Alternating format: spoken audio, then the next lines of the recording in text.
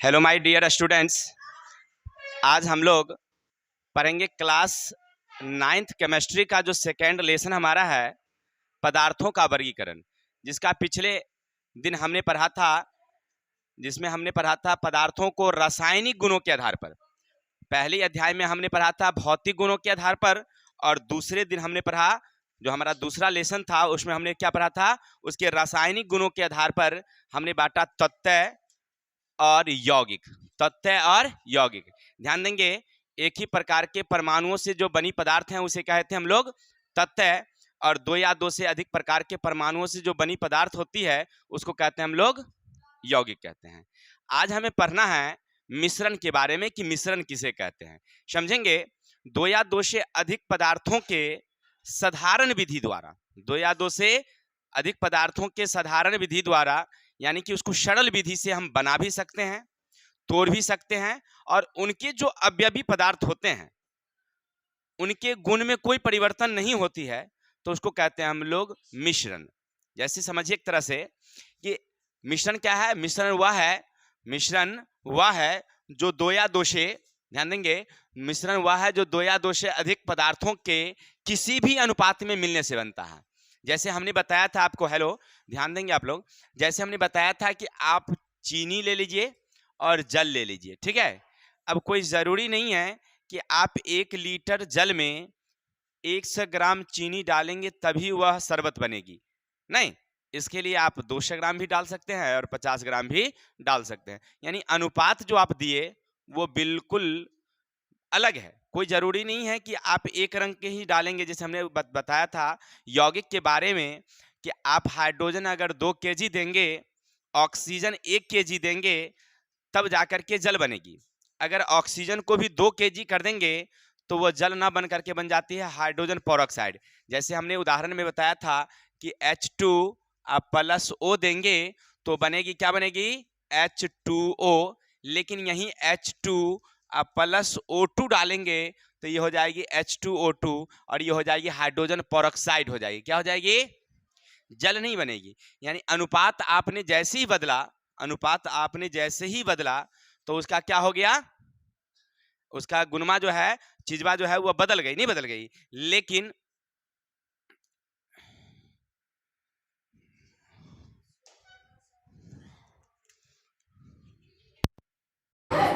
तो हम लोग पढ़ रहे थे कि जब हम अलग अलग अनुपात में मिलाते हैं तो अलग अलग पदार्थ बनता है, ये थी यौगिक की बात।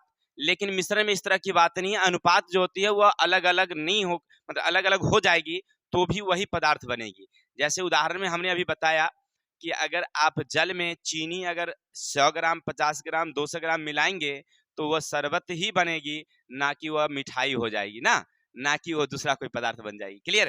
तो आपने क्या समझा कि मिश्रण क्या है, समझ गए कि दो या दो से अधिक पदार्थों के साधारण विधि से, दो या दो से अधिक पदार्थों के साधारण विधि से बनने वाली पदार्थ होती है, और उसके जो अवयवी पदार्थ होते हैं उनके जो अनुपात होते हैं वो अनिश्चित होते हैं, और इनके बनाने में साधारण विधि का उपयोग होता है। चलिए इनके गुणों को हम लोग देख लेते हैं कि इनके गुण क्या क्या हैं। तो याद रखिए उदाहरण में है जैसे वायु है, बारूद है, इस्पात है, ये सब क्या हमारे मिश्रण है। बारूद का मतलब पटाखे नहीं फोड़ते हैं, तो पटाखा के अंदर जो रहती है वो बारूद ही है।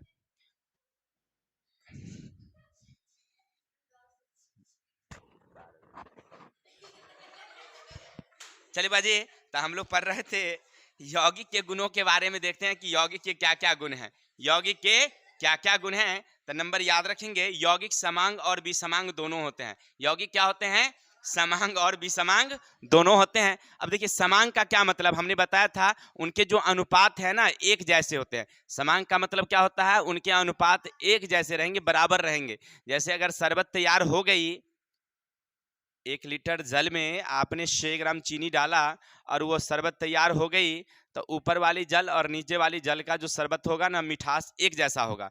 नहीं, ऐसा नहीं कि ऊपर में मिठास ज़्यादा होगा नीचे कम होगा, या नीचे ज़्यादा होगा ऊपर कम होगा, ऐसी कोई बातें नहीं होगी। लेकिन समांग का मतलब ये होता है, और विसमांग का मतलब हुआ कि ऊपर वाली और नीचे वाली के आयतनों में ना अनुपात जो होगा वो बिल्कुल भिन्न भिन्न होगा। नहीं, जैसे हमने उदाहरण में पिछले दिन भी बताया था कि मान लीजिए आप 1 बोरा अनाज मक्का लीजिए, उसमें 2 2 केजी गेहूं डाल दीजिए, हो सकता है गेहूं नीचे ज्यादा हो जाए, ऊपर कम हो जाए, या ऊपर ज्यादा हो जाए, नीचे कम हो जाए, नहीं तो अनुपात अलग अलग हो जाएगा, नहीं हो जाएगा। तो अनुपात अलग अलग हो गया तो विषमांग, और एक जैसा हो गया तो समांग। तो समांग और विषमांग दोनों होते हैं। ये जो हमारा मिश्रण है ना, वह कैसा होता है, समांग और विषमांग दोनों होते हैं।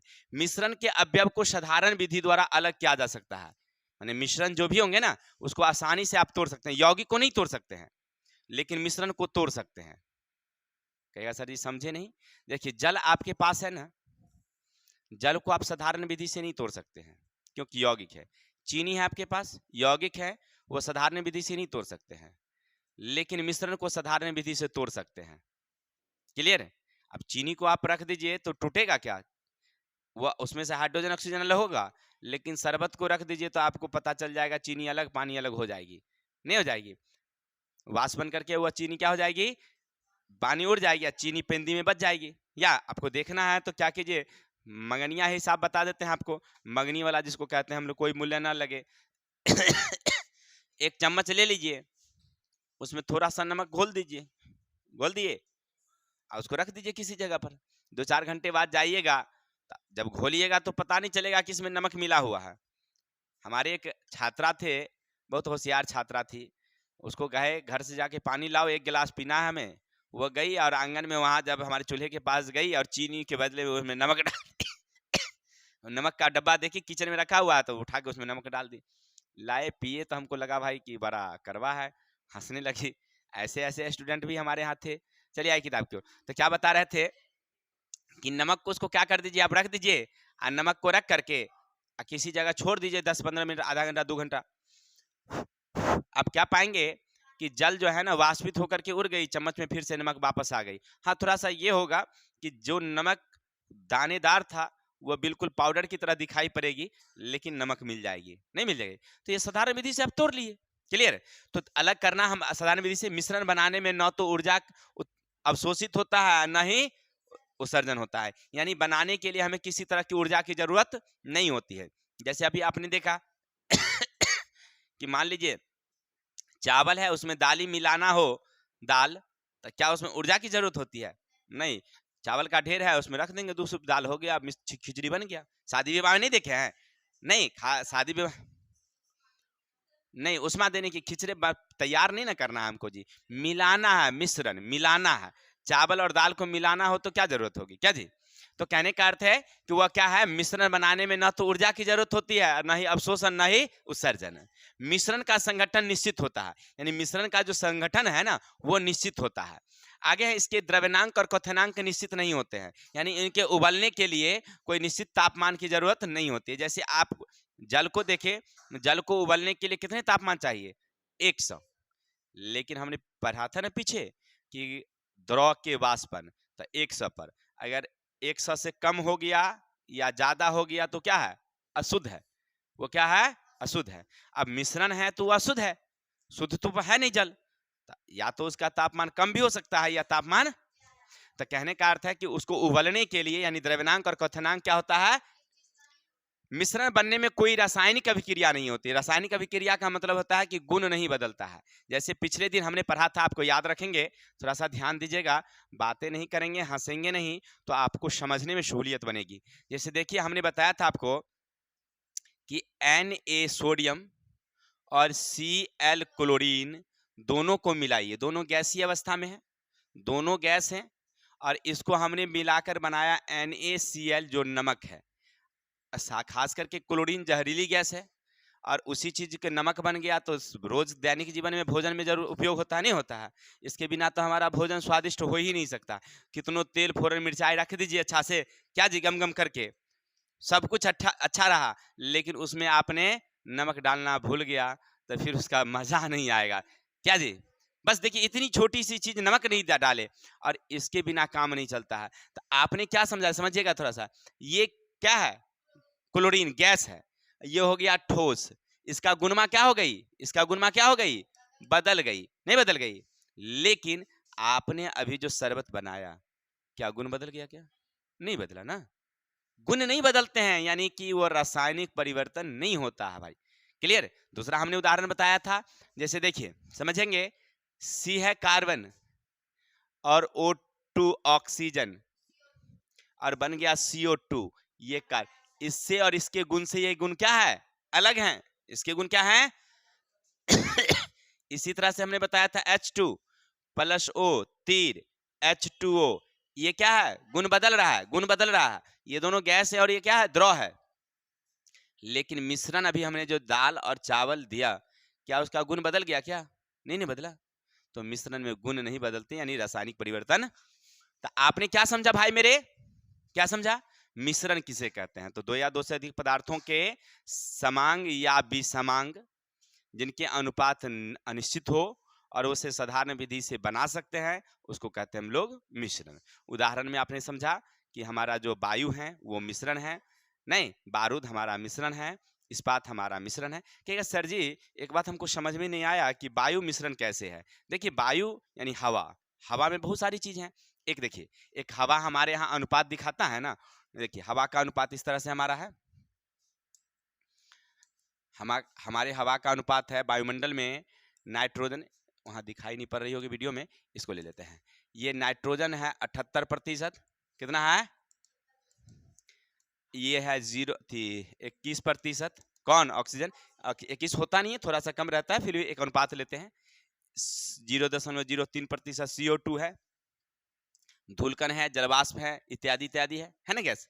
तो इसका जो देख रहा है ना, ये क्या है, एकदम साधारण विधि से बनती है, साधारण विधि से टूटती है, इसीलिए वायु को क्या बोलते हैं हम लोग, मिश्रण। इसको बनने के लिए कोई रासायनिक विधि की जरूरत नहीं होती है। तो आपने अभी तक क्या समझा, ठीक है, और उसके गुण। अब आगे हमारा क्या पॉइंट है सो देखते हैं। देखिए कहता है मिश्रण के प्रकार। अब देखिए मिश्रण कितने प्रकार के होते हैं, तो बहुत तरह के प्रकार हैं, याद रखेंगे। मिश्रण के प्रकार, हमारे आसपास में जो मिश्रण होती है ना, उनको अवस्था के हिसाब से हम कई भागों में बांटते हैं। जैसे ठोस ठोस का मिश्रण, समझिएगा एकदम आसान है। ठोस और ठोस पदार्थ आपस में मिल जाए तो उसे ठोस ठोस का मिश्रण कहेंगे। अब जैसे चीनी भी ठोस है और नमक भी ठोस है, दोनों मिल जाए तो वो क्या हमारा मिश्रण हो गया। इसी तरह से गंधक है, सल्फर है, दोनों सॉरी, गंधक और सल्फर एक ही हो जाता है, ठीक है। इसी तरह से कोई और ठोस ले लेंगे, हाँ कोई और ठोस ले लेते हैं। तो ठोस ठोस अगर आपस में मिल जाए तो उसको क्या बोलेंगे हम लोग, क्या बोलेंगे, ठोस ठोस का मिश्रण। जैसे मैं अभी हमने बताया अमोनियम क्लोराइड और सोडियम क्लोराइड का मिश्रण, अमोनियम क्लोराइड और, चलिए दूसरा हमारा है ठोस द्रव का मिश्रण। एक ठोस हो और दूसरा द्रव हो।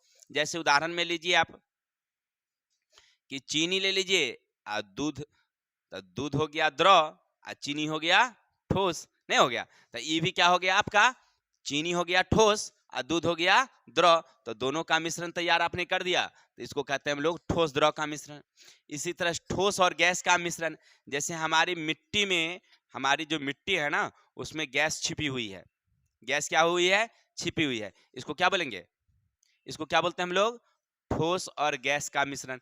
जैसे आप देखे होंगे खेत जब जुताई होती है, देखिएगा इतना इतना फांक रहता है ऊंचा, जैसे ही उस पर बारिश होती है देखिएगा उसकी मिट्टी की ऊंचाई क्या हो जाती है, थोड़ी सी कम हो जाती है। या आप अपने घरों पर भी देखेंगे, मिट्टी को खोद दीजिए और उसके बाद उसको फिर ढक दीजिए गड्ढा को, तो उसकी ऊंचाई बढ़ जाएगी अपने आप, मिट्टी की नहीं बढ़ जाएगी। उस पर थोड़ा सा पानी रख दीजिएगा, देखिए दब जाएगी।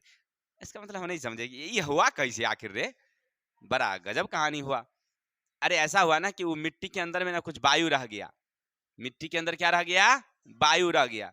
जैसे ही उस पर पनिया दिए ना कि सब बाबू भागा, नहीं बाबू नहीं, वायु, वायु जो है अपने भागा, अपने क्या समझ रहा ना, उसमें से सब भागा निकल के, रे भाग भाई, न तो डूब डाब के मर जम ना। यानी कहने का मतलब हमारा ये था कि मिट्टी, सॉरी क्या बता रहे थे, कि ठोस के साथ किसका मिश्रण, गैस का। चलिए आगे हमारा है द्रव और गैस का मिश्रण। हमारे आसपास कुछ द्रव होते हैं और उसमें गैस का क्या होता है, मिश्रण होता है। जैसे हाइड्रोजन, ऑक्सीजन और नाइट्रोजन है ना, ये जल में घुली होती है, तो द्रव और गैस का मिश्रण हो गया। इसी तरह से गैस गैस का मिश्रण, अब हमारे वायु में तो बहुत सारे गैस है, नहीं नाइट्रोजन है, ऑक्सीजन है, तो गैस गैस का मिश्रण हुआ। चलिए, और द्रव द्रव का मिश्रण, अब ग्वाला जितने भी होंगे उसको तो मालूम ही होगा कि द्रव द्रव का मिश्रण क्या है कि नहीं।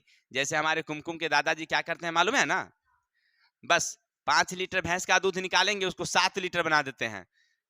हाँ कैसे भाई, ठीक है ना, कैसे करते हैं? हाँ, पानी रख करके। और जितने भी लोग हैं वो तो ग्वाला वाले लोग तो जानते ही होंगे, और जो भी है देखिए रिफाइन तो और महंगा है भाई रे।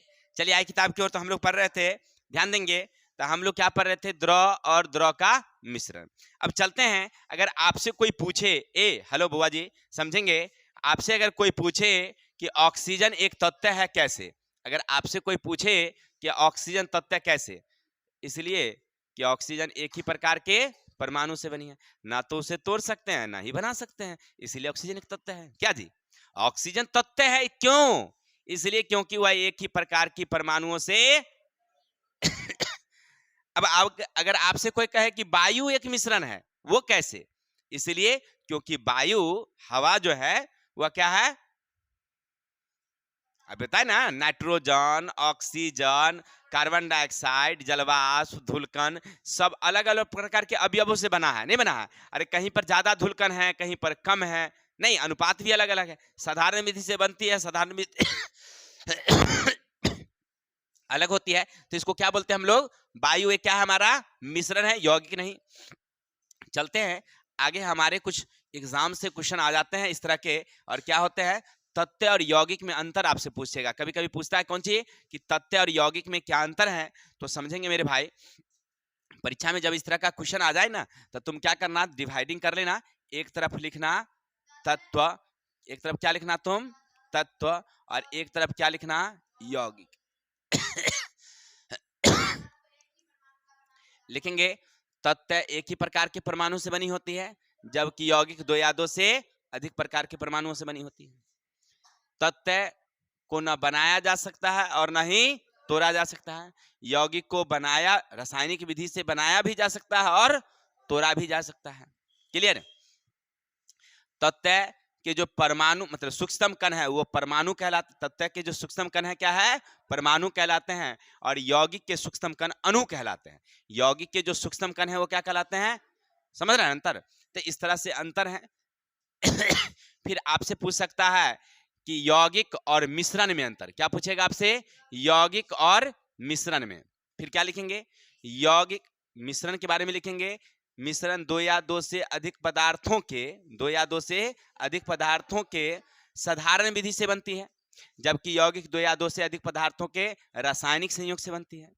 मिश्रण में जो अवयवी पदार्थ होते हैं उनके गुण नहीं बदलते, मिश्रण में उनके गुण, जबकि यौगिक में उसके गुण क्या हो जाते हैं? बदल जाते हैं। इसे साधारण विधि से बना भी सकते हैं और तोड़ भी सकते हैं, इसे ना साधारण विधि से बनता है नहीं तोड़ते हैं, इसको रासायनिक विधि से, यानी यौगिक को रासायनिक विधि से हम लोग तोड़ते हैं और बनाते हैं, नहीं बनाते। तो इस तरह से इसका संगठन होता है समांग और विषमांग दोनों, और यौगिक का क्या होता है? समांग होता है। क्लियर? तो हम समझ रहे थे यौगिक और मिश्रण में अंतर, जब आपके एग्जाम में रहे तो इस तरह से हम लोग बना सकते हैं, कोई दिक्कत? अब आगे हमारा है, आपसे अगर कोई पूछे, अरे भाई कुछ मिश्रणीय जो पदार्थ है, द्रव मतलब मिश्रण है, उसके कौन कौन से पदार्थ हैं, जैसे स्याही, मृदुजल, टिंचर आयोडीन, वायु, मिश्र धातु, ये सब क्या है? मिश्रणीय पदार्थ हैं। इनमें कौन कौन से अवयव वर्तमान है वो देखना है कि उसमें कौन कौन से मिले होते हैं, ठीक है? थोड़ा सा वेट करेंगे। चलिए बाजी, तो हम लोग पढ़ रहे थे कि हमारे कुछ मिश्रणीय द्रव हैं और उनमें कौन कौन से मिश्रण हैं, पदार्थ मिले हुए हैं, उसके बारे में देखते हैं। जैसे हमारा एक पहला है दूध, देख रहे हैं ना? अब सोचिए कि दूध में क्या क्या मिला हुआ है, तो दूध में याद रखेंगे पहला जल होती है, वसा होती है और प्रोटीन होती है। क्या क्या होती है? तो जल, वसा और प्रोटीन मिली होती है। अब ये तीनों का अनुपात जो होता है ना, वो एक जैसा नहीं होता है, अलग अलग होता है। किसी पशु के दूध में प्रोटीन ज्यादा होगी, तो किसी में वसा ज्यादा होगी, नहीं होती है? देखेंगे अपने यहाँ मवेशी जो भी रहती है, उन मवेशियों में कहते हैं ना कि हाँ वो फलनवा, आपका गाय का जो है ना दूध पनियों रसन के लगता है ना, अरे ओकरे भैंसी का दूध तो बड़ा गाढ़ा गाढ़ा था, दूध दही खाए एकदम पूरा हाथ से नहीं छूट रहा था। नहीं, कहने का मतलब है कि उसमें प्रोटीन और वसा का अनुपात क्या है? अलग अलग है भाई, है ना? तो इसीलिए इसको कहते हैं हम लोग, दूध को क्या बोलेंगे हम लोग? क्या बोलेंगे? मिश्रण। क्या बोलेंगे? दूसरा हमारा है जैसे स्याही, स्याही देखे है ना, जो हम लोग कलम में डालते हैं इंक, नहीं उसमें क्या रहता है, तो या तो जल और विभिन्न प्रकार के रंग, नीला रंग हो, ब्लू रंग हो, हरा रंग हो, पीला रंग हो, नहीं कोई रंग स्याही कहलाती है, क्या काला हो। इसी तरह से जो हम मृदु पेय पीते हैं, मृदु पेय समझ रहे हैं ना, जो हम लोग वो स्प्राइट, ठंडा, कोका कोला पीते हैं ना जी, हाँ जो भी आप लोग पीते हैं, ऐसे हम नहीं पीते हैं, फ्री वाला मिल जाता है तो पी लेते हैं, ऐसा कोई बात नहीं है, ठीक है ना, समझ रहे ना, ऐसे हम खरीद कर नहीं पीते हैं, खरीद कर अगर पीना होगा तो गन्ना का जूस मिलता है वही पी लेते हैं। और अब बर बराती जाएंगे तो कहाँ खोजेंगे, मगर मंगनिया में मिल रहा है तो उसको तो नहीं घिस देंगे कि क्या क्या है कि नहीं, नहीं पीजिएगा तो वो भी कहेगा कि कैसा बुर्बक देहाती आदमी आ गया है, इसको कोको कोला भी पीने नहीं आता है क्या। चलिए समझेंगे, तो हम लोग पढ़ रहे थे उसमें क्या क्या रहता है याद रखेंगे, तो उसमें कई शुद्ध पदार्थ और कई अशुद्ध पदार्थ भी रहते हैं, यानी कि वो क्या होता है, एक तरह का समझिए लेमोनेड और सोडा वाटर, क्या रहता है, लेमोनेड और सोडा वाटर, और साथ में साथ जल रहता है, नहीं रहता है। इसी तरह से टिंचर आयोडीन है, वायु है, इनमें सब में जो है अन्य पदार्थ मिली रहती है, याद रखेंगे, और उसका अनुपात एक जैसा नहीं होता, अलग अलग होता। अब चलिए देखिए, अब आगे हमें पढ़ना क्या है समझेंगे, हमें पढ़ना है जो हमारे आसपास अभी आपने जो मिश्रण देखा, उसको मिश्रण को अलग करने के कुछ तरीके होते हैं। इन मिश्रणीय द्रव को कैसे, पदार्थ को कैसे अलग करेंगे, इसके बारे में कुछ उदाहरण है और उसको बारी बारी से देखते हैं। जैसे पहला हमारी विधि है हाथ से चुनना, पहली हमारी विधि क्या है, अब देखिए जैसे उदाहरण के तौर पर लीजिए कि हाथ से चुनना विधि का उपयोग हम लोग कहाँ करते हैं, तो हाथ से चुनना विधि का उपयोग ना हम लोग करते हैं खास करके अपने घरों में, देखे होंगे जैसे आपके घरों में चावल होती है ना, चावल क्या होती है, चावल, उसमें कुछ पथरी उथरी दाना आ जाता है, नहीं आ जाता है, तो आपकी मम्मी क्या करती होगी, एक सूप डगरा में फैला देती होगी, उसमें जो है चुन लेती है, नहीं चुन लेती है एक एक करके, या चावल में कुछ धान के पदार्थ ही आ जाता है, धान ही आ जाता है, तो उसको भी चुन करके अलग कर देती है। अब हम समझे नहीं कि हाथ से चुनने का क्या सिस्टम हुआ, कहने का मतलब ये हुआ कि एक पदार्थ ज्यादा होगा और दूसरा पदार्थ कम होगा, बहुत कम नहीं होगा, तब चुनने का प्रोग्राम करेंगे। क्लियर, नंबर एक सुनिएगा, कब करते हैं, हाथ से चुनने की विधि का उपयोग हम लोग कब करेंगे, थोड़ा सा सुनिएगा, और अभी से अगर एक शब्द भी बोले आप लोग तो सीधा उस पर डंटा चलेगा, जब हम वीडियो बंद करेंगे तब याद रखिएगा, क्योंकि आप लोग सुनते कम हैं और बोलते बहुत ज्यादा हैं। तो हम क्या पढ़ रहे थे कि हाथ से चुनने की विधि हम कब उपयोग करते हैं, जब मिश्रणीय पदार्थ में एक की मात्रा बहुत ज्यादा और दूसरे की मात्रा बहुत ही कम, और वो भी ठोस रूप में होगा तब, नहीं जैसे चावल में पत्थर, अब आपके घर में चावल आती है तो क्या आधा चावल आधा पत्थर रहता है, नहीं, चावल की मात्रा बहुत ज्यादा होती है और पत्थर बहुत ही कम होता है, 10 20 5 रहता है, नहीं रहता है, तो हम उसको, या धान ही रहता है तो 2 4 5 रहता है, तो उसको हम लोग चुन कर क्या कर देते हैं, हटा देते हैं, क्या करते हैं, यही ना होता है। ये कब होता है, जब एक की मात्रा ज्यादा दूसरे की मात्रा कम, और वो भी ठोस रूप में। क्लियर, तो हाथ से चुनना समझ गए।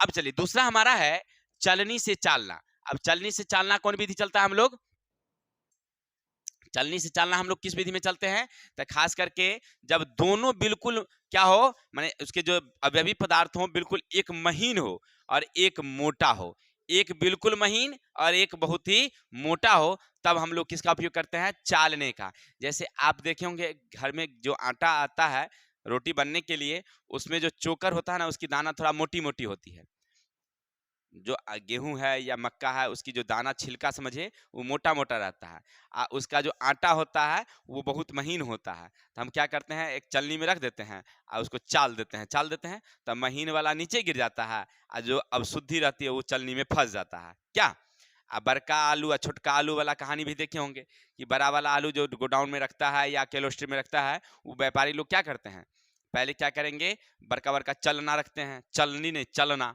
है ना, और उसमें रखेंगे तो छोटा छोटा जो है वो क्या होता है, आलू गिर जाता है नीचे, कील वाला आलू, अब बड़ा बड़ा वाला आलू जो है वो छलना में फंस जाता है, फिर उसको निकाल करके रख देते हैं, तो उसको भेजेंगे कोल्ड स्टोर, छोटका उसको पहले बेच लेते हैं, इससे क्या होता है थोड़ा सा अच्छा रहता है क्वालिटी। इसी तरह से आप देखे होंगे सेब, सेब जो पैकिंग होती है ना, सेब पैकिंग, उसमें भी इसी तरह का होता है, ठीक है, कि बड़ा बड़ा वाला जो रहेगा सो वो एक अलग पैकिंग होता है, छोटा वाला का अलग पैकिंग होता है, इसमें वही चलना का उपयोग समझिए किया जाता है। तो समझ गए कि एक का आकार बहुत बड़ा और एक का आकार छोटा हो, तो ऐसी स्थिति में किसका उपयोग करते हैं हम लोग? चलना का उपयोग करते हैं। क्लियर? आगे हमारा है थिराना विधि। अब थिराना का मतलब होता है एक तरह से जमना। थिराना का मतलब क्या होता है? जमना। खास करके एक द्रव में अविल्य ठोस पदार्थ, माने कोई मान लीजिए द्रव है, पानी है, दूध है, कोई द्रव है, और उसमें कोई ऐसा पदार्थ आप रख दिए कि जो घुलने वाला नहीं है। जैसे पानी में रख दिए बालू, पानी में क्या रख दिए? बालू। वो घुलेगा क्या? नहीं घुलेगा। मिल जाएगा, मिलेगा, लेकिन घुलेगा नहीं। थोड़ी देर छोड़ दीजिए इत्मीनान से, तो क्या हो जाएगा? सब बलुआ जो है ना पेंदी में जम जाएगी। क्या? पानी में रख दीजिए आटा, पानी में रख दीजिए मैदा, घुलेगी क्या? नहीं घुलेगी। मिल जाएगी, मिट्टी रख दीजिए मिल जाएगी, लेकिन घुलेगी नहीं।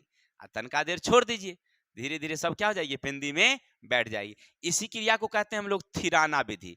नहीं, और उसको क्या करते हैं हम लोग?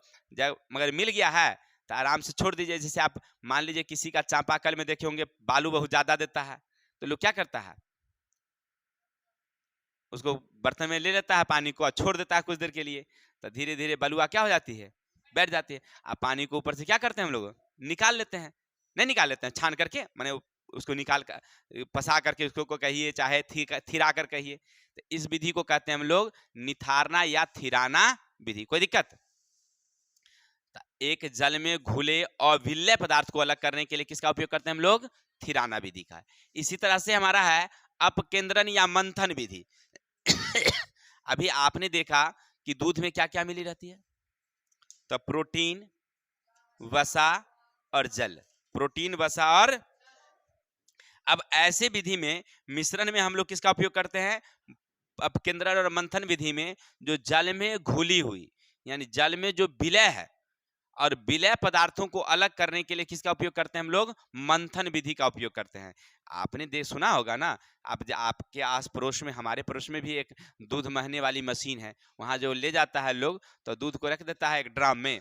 क्लियर? और दूध धीरे धीरे धीरे धीरे नीचे आती है, और वहाँ कई सारी कटोरियाँ लगी होती है, उसमें कई यंत्र है, और वह मशीन को चलाते रहता है। चलाते चलाते देखते हैं कि एक तरफ दूध का पानी गिरता है, एक तरफ क्रीम गिरता है। नहीं, लोग क्रीम को ले आता है, उसको टांस के घी बना लेता है, नहीं बना लेता है। और उस तरह के व्यंजन भी बनाए जा सकते हैं। क्या? दूध वाला जो मल वो बच गया, उसको क्या कहते हैं? दुद्धि कहते हैं हम लोग देहाती हिसाब में। क्या बोलते हैं? दुद्धि। उसका लोग चाय की दुकान में रख देता है, चाय बना के पी जाता है, नहीं पीता है। तो कहने का मतलब ये है हमारा है कि जल में या द्रव में जो घुलनशील पदार्थ है, जो घुल गई, और उसको अगर अलग करना हो तो किस विधि का उपयोग करते हैं हम लोग? अपकेंद्रन या मंथन विधि का उपयोग करते हैं। समझ रहे ना? तो जल में एगो अविलय है तो निथारना, और जल में विलय है तब कौन विधि? अपकेंद्रन। जल में विलय है तो क्या करेंगे हम लोग? चलिए, अगला हमारा है छानना विधि। अब छानने वाला तो आप लोग पहले भी जानते होंगे कि कैसे हम लोग छानने का उपयोग करते हैं। याद है ना आपको? किसमें करते हैं? हाँ, माने एक द्रव में ऐसा हो जो घुल जाए, और एक कण ऐसा हो जो घुलता नहीं हो, वो ठोस के रूप में रहता हो, तो उसको अलग करने के लिए किसका उपयोग करेंगे हम लोग? नहीं, छन्नी का उपयोग, यानी छानना विधि।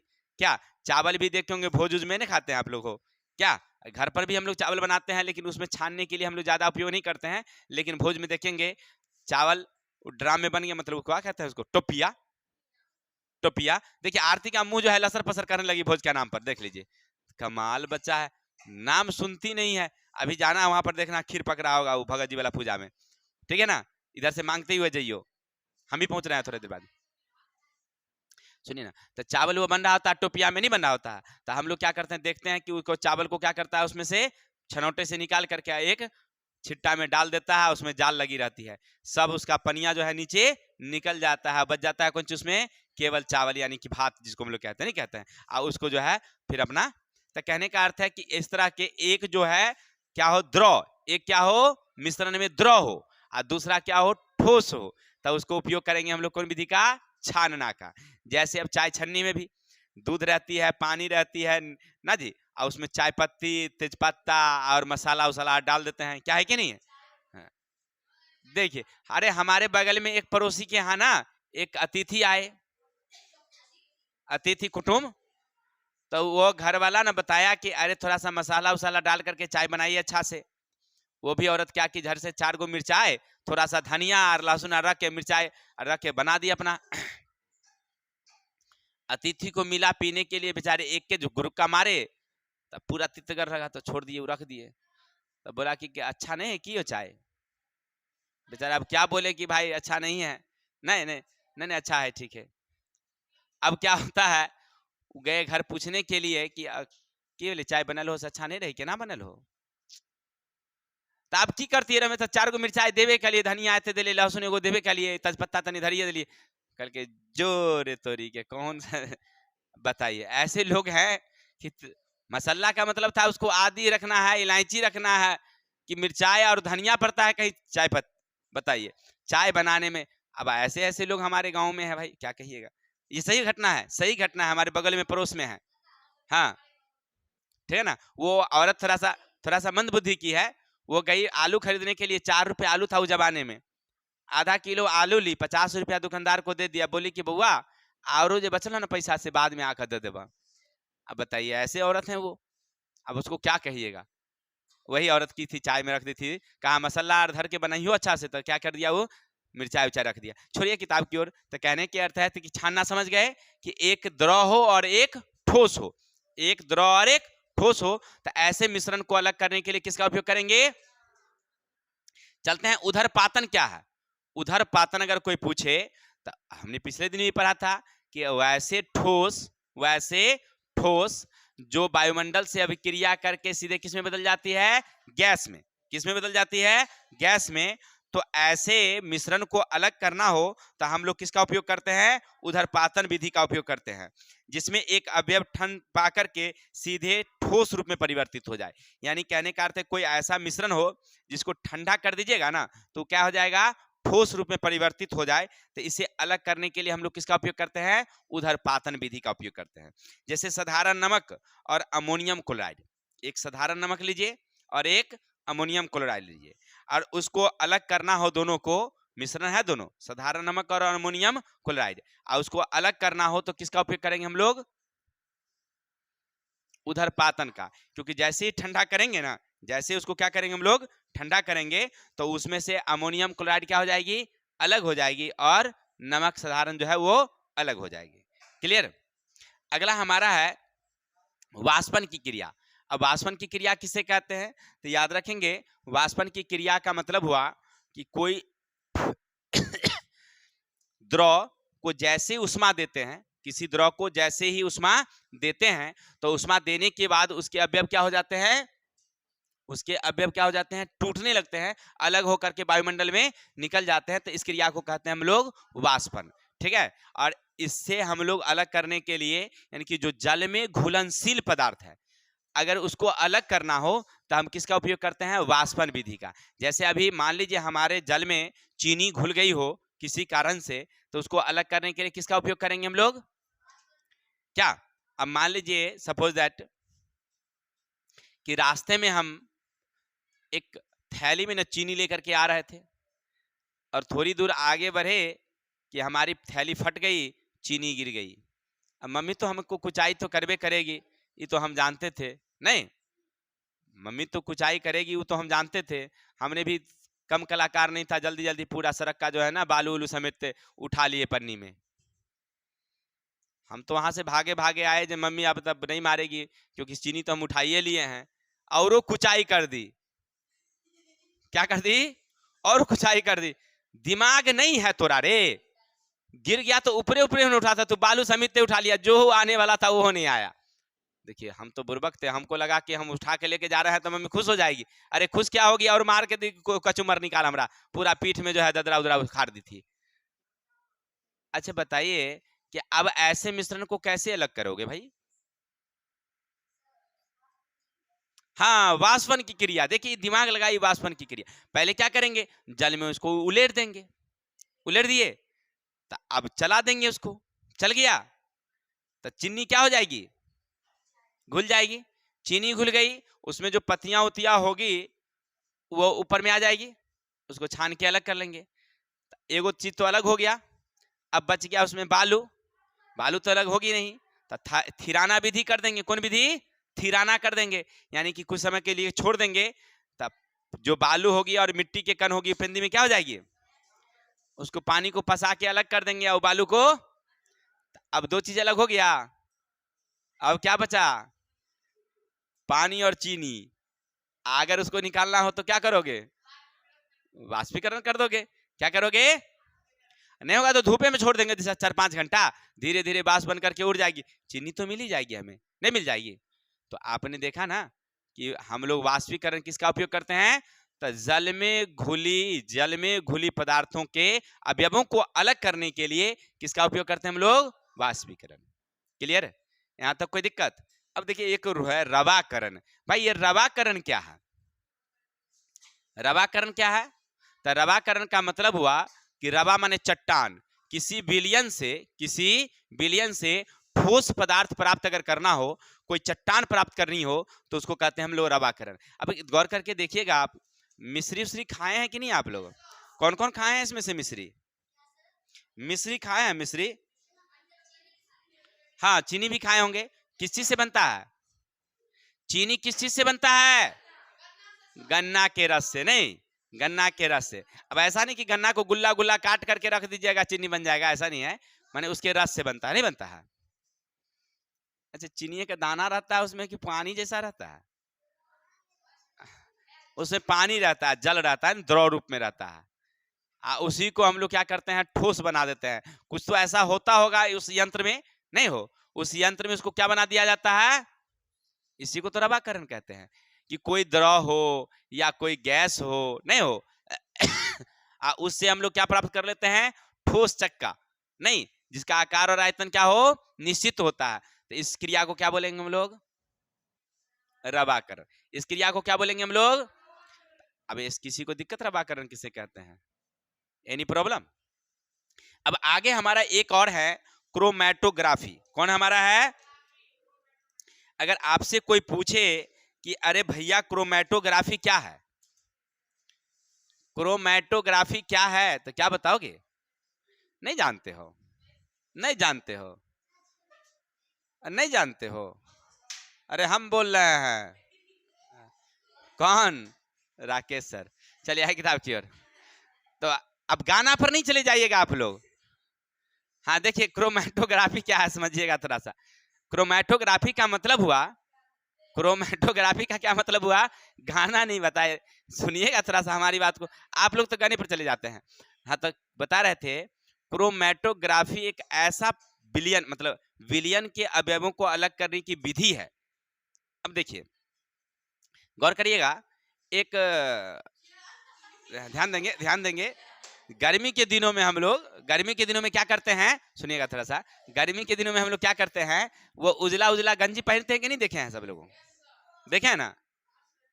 अच्छा ऐसे हुआ ना, अच्छा नहीं लगता है, नहीं, और उसमें थोड़ा सा नील टीनोपाल मार देते हैं तो थोड़ा सा अच्छा लगता है। क्या, अरे नील नील नील नील नील, इनो नहीं, नील। अब देखिए क्या करते हैं, सुनिएगा कि एक समझिएगा थोड़ा सा क्रोमैटोग्राफी। एक क्या करते हैं, एक ड्राम ले लेते हैं, इसमें हम विलयन तैयार कर लेते हैं। क्या है इसमें, जल है और नील है। अब बताइए इसको कैसे रंग को अलग करेंगे, रंग को अलग करना है कैसे करेंगे, तो क्रोमैटोग्राफी विधि का, किसका उपयोग करेंगे। अब क्या होता है समझिए, एक लकड़ी रख दीजिए, बड़ा आसान विधि है, एक लकड़ी रख दीजिए और एक पर्दा इस पर लटका दीजिए, कपड़ा। कपड़ा ऐसा लटकाइए कि इसके जल को, सतह को छूती हो, केवल हल्की टच करती हो। क्लियर, जैसे टच करेगी ना तो धीरे धीरे देखिएगा ना कि कपड़ा ना जल को सोखने लगती है, कपड़ा भींगने लगेगी।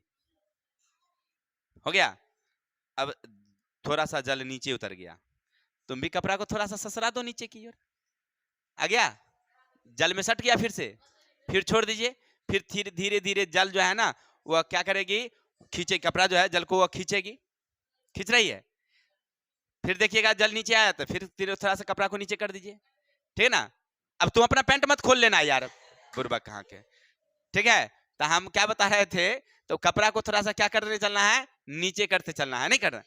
ऐसा करते करते एक समय ऐसा आएगा आपका, ठीक है ना, एक ऐसा समय आएगा, अब कहेगा सर जी ये कपड़ा भींग जाए तो, अरे कपड़ा को उतार करके निचोड़ दो, उसको पानी को हटा दो, सूख गया, फिर डाल दो। ऐसे करते करते देखिएगा कि धीरे धीरे इसका जलना बिल्कुल क्या हो गया, विलुप्त हो गया, यानी खत्म हो गया। और नीचे में क्या बच गया केवल तो आशा करते हैं समझ गए कि जल में कोई रंग अगर घुली हो, नील घुली हो, तो उसको अलग करने के लिए किस विधि का उपयोग, क्रोमैटोग्राफी का। किसी को दिक्कत? तो आशा करते हैं इतना तक समझ गए होंगे। तो आज हम लोग पढ़े मिश्रण किसे कहते हैं, मिश्रण के क्या क्या गुण हैं और उसके उदाहरण, फिर मिश्रण के कई प्रकार हमने देखा, और मिश्रण के अलग करने के तरीके हमने देखा कि कैसे हम लोग अलग करते। यहां तक किसी को दिक्कत? चलिए, तो हमारे वीडियो को आपने देखा, इससे आपको जो सीख मिली हो, ठीक है, तो समझ ही रहे होंगे। रोज रोज कहने की जरूरत नहीं होती यार, आपका कुछ जाता उगता नहीं है, आपका कुछ जाएगा क्या, नहीं जाएगा।